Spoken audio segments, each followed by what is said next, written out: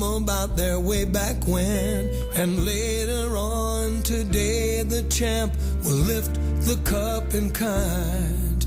But I will have a different kind of champion in mind. You're the one.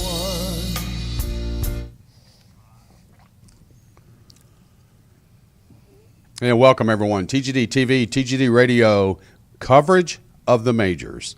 Here with Hugh Roy III, of course, PGA professional, Al Cloyd, master club builder, master club designer, and the godfather, George Honeycutt. We're glad to bring this to you. Pleasure. We're going to provide continued coverage of the course layout of Chambers Bay, the site of the 2015 U.S. Open, of course, designed and architected by Robert Trent Jones II.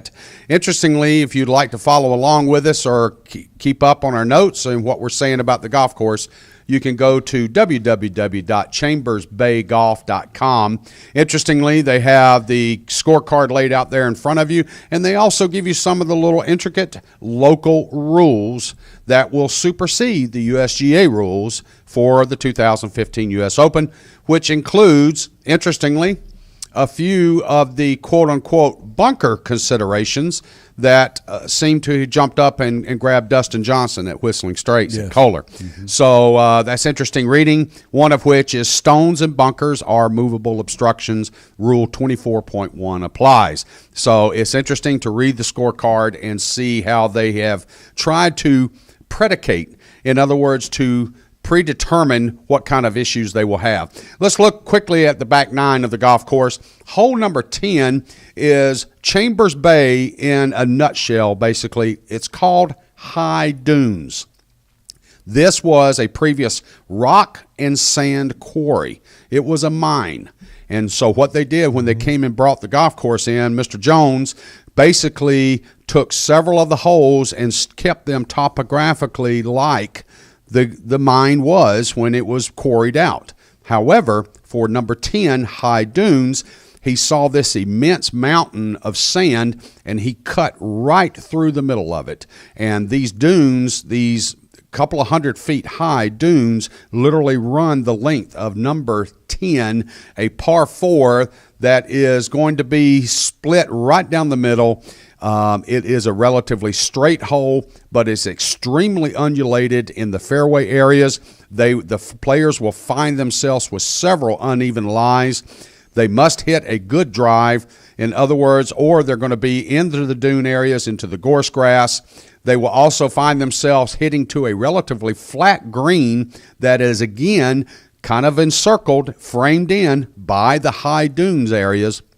And they should find themselves, if they're able to hit a good drive and get it on this green and keep it on this green, then it's a definite birdie opportunity. However, if depending on the wind and depending on their shot shape, if they find themselves getting outside the lines of the fairway and the green surface, they're looking at double bogey real quick. So that's High Dunes, hole number 10. And looking at that hole, George, that's a hole where, your choice of club off the tee is crucial. Not making a mental mistake there, because it's the flattest green on the golf course. There's no undulation to it whatsoever, and it gives you that opportunity, like you were saying. The 11th hole is Shadows. It's a long par 4. It plays straight away, and I laugh when I read it because the hole plays straight away, but while the fairway curls around dunes and the outcropping that's in the fairway, how does this play straight away? It's just going to be a very good hole that if you can drive it in the fairway, it's anywhere from a middle to a long iron to a green that slopes right to left. So now it's gone from the other side where it was left to right. Now it's right to left. There's a big ridge that bisects this green. So putting it in the proper portion of this green is going to be crucial for players to be able to either make birdie or to try to two-putt and make a par, because they put it on the wrong side. No offense, with the way the USGA is with greens, good luck trying to two-putt. Al? No doubt. And then we roll on to the 12th hole, which is called the Narrows.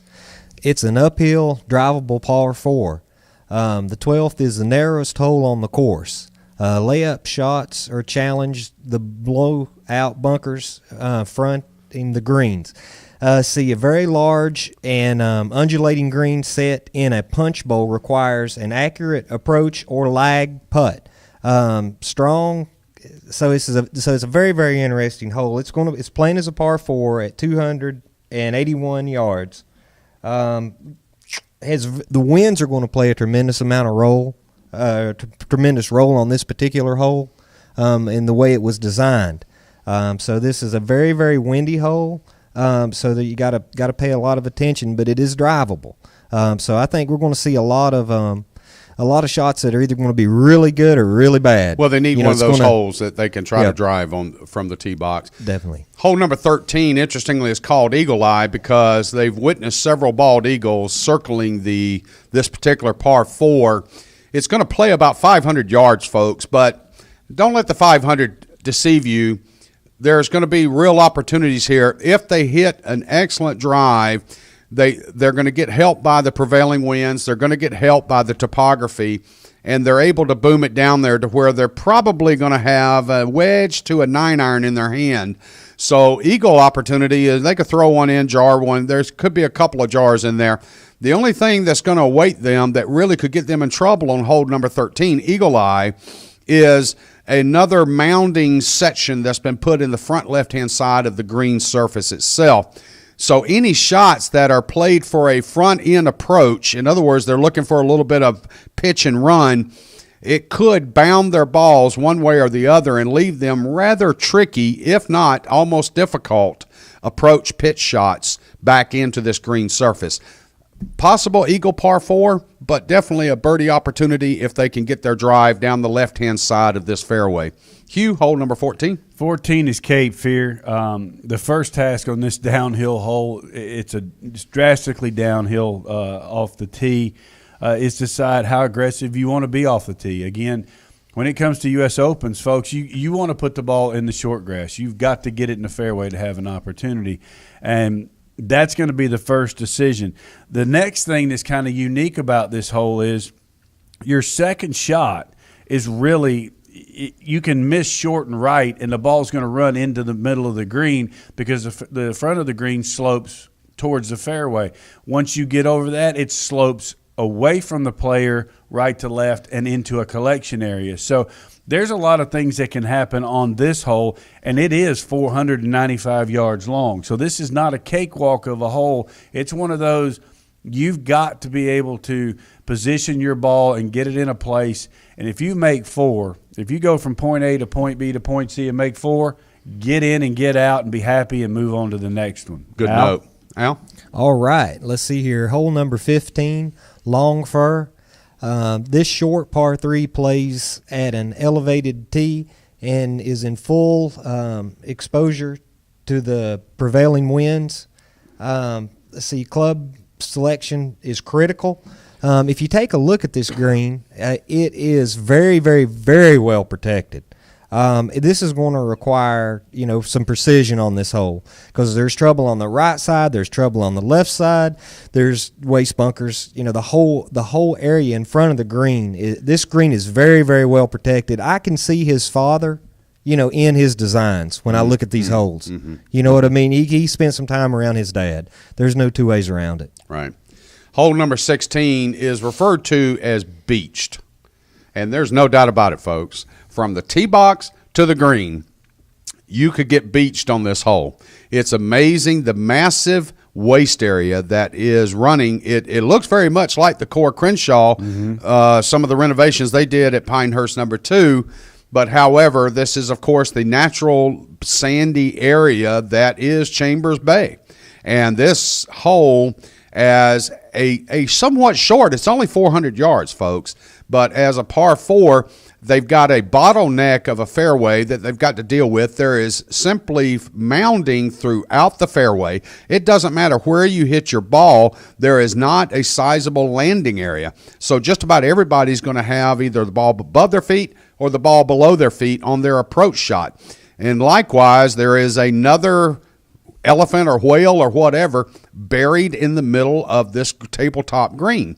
This green is also the smallest on the golf course and slopes dramatically from left to right.